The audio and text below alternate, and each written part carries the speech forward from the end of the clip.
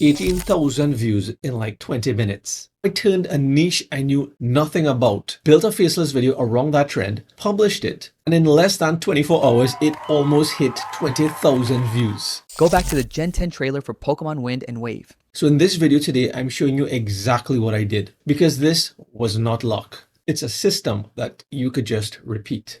So the first thing is to find out if this thing even makes sense. If the competition is too high for my small 12 subscriber channel to compete with channels that have over 1 million subscribers. Or if the competition is low enough where I stand a chance. And so the tool that I use to determine this is vidIQ. So I ran a search for this keyword from the video that showed up on my feed and immediately found that it had really high search volume, especially since the search volume was rising by 800%. But this particular screen recordings as well as to edit the video medium, and I needed it to be low competition, especially since it was a really small channel. So what I did was hit matching terms to narrow it down even further.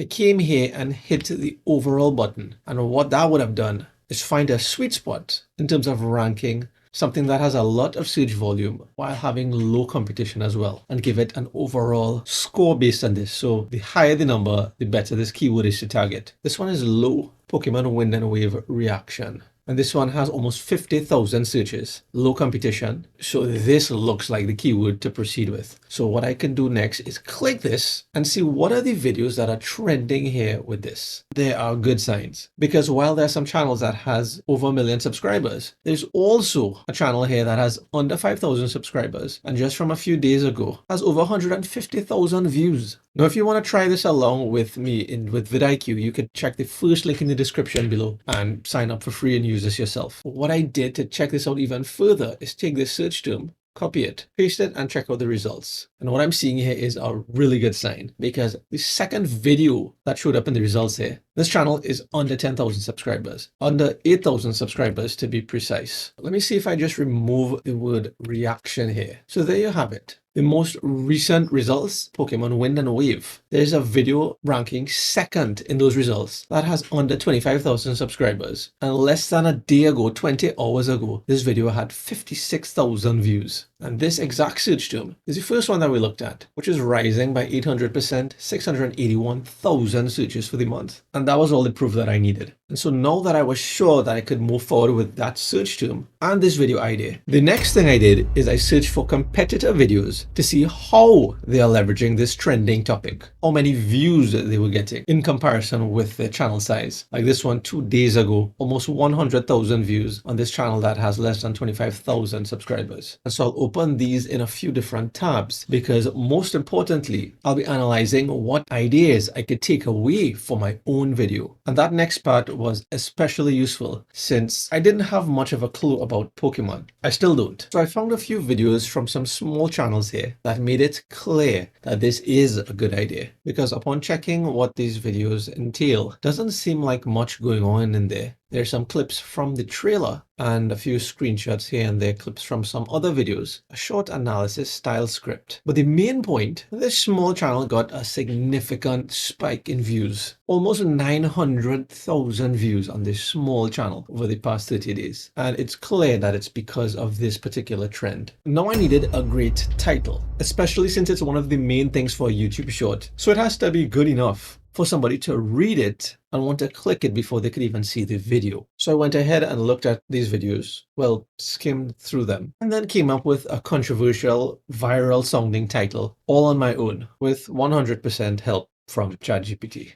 I basically shared the video title of this trending video, as well as some example video titles that are also trending. And so I pretty much told ChatGPT to create some viral YouTube short titles similar to the following that I just copied. And coming out of that, ChatGPT pretty much came up with everything that I needed. It shared a long list of titles, and it even narrowed down the focus for me, because it came up with here 10 even more click-heavy versions. So based on this, I could have just picked one of these to go with, which I did. And so now that I had that, I needed to create a short script for the YouTube short. But at this time, I was still clueless about Pokemon, except I heard about this guy, Pikachu. You obviously know him too, right? Anyway, so to build the script, I pulled up a few more of some of these YouTube shorts that performed really well. The main point of looking at some of these videos wasn't just to look at it. It's really to use AI to analyze the video. I did find this one looked familiar. I almost opened this one in another tab as well. This is my video, which is ranking really well for the broad search term Pokemon Wind and Wave. As you can see, 1, 2, 3, 4, 5. I'm ranking number 5 now on this really small channel with 18,000 views. So in case you were wondering, this is doable. But anyway, back to creating the script. I copied the scripts from some of these videos that were doing well for a reason. Not to recreate it, but to use it for inspiration in terms of figuring out what works from it. Not me figuring it out, but AI figuring it out. To get the script for this, came up to the search bar here and replaced shorts with video. When you do that, it opens up the regular long form video style format, but playing the same YouTube short. Then I'll come down here and click show transcript. And then now I get to copy the transcript. Dropped all of those into a blank Google Doc, just like this, that repeat the same approach for a few more of the videos that I want to get inspiration from. By going into the transcript, copying, and dropping into the Google Doc. And when I got all of the information that I needed, I selected all, copied it, then went back over to ChatGPT, telling it something like, for the title, this Pokemon Waves leak changes everything. Analyze the following information and create a viral clean script. Went ahead and paste everything that I just copied and then hit generate. And that's exactly what I got. I even got a tighter, more punchier version according to ChatGPT, which I'll just go with that. And by me telling it to create a clean script, it's on a format that I can simply copy and paste into this next part. So I copied this, dropped it into a Google Doc, and made some changes. Again, not as an expert, because I wasn't even a newbie, really. This last part, like, I can turn this into a full 100 short script. I don't think people want to hear about that, so that's me being an expert here. And so I just deleted some other parts that I thought that didn't make sense. That's like some extra fluff, like these 3 dots here. I don't think we need those. Maybe we could just put like 1 full stop. That was a lot of editing. I think we're ready.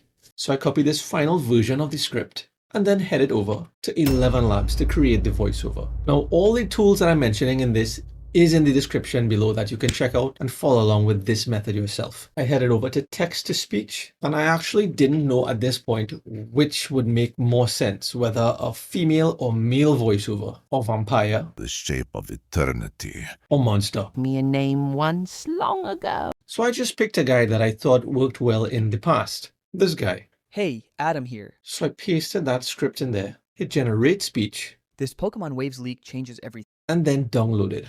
And remember, if you want to do that just as fast, it will only work with my link below. Just kidding, but seriously, check it out.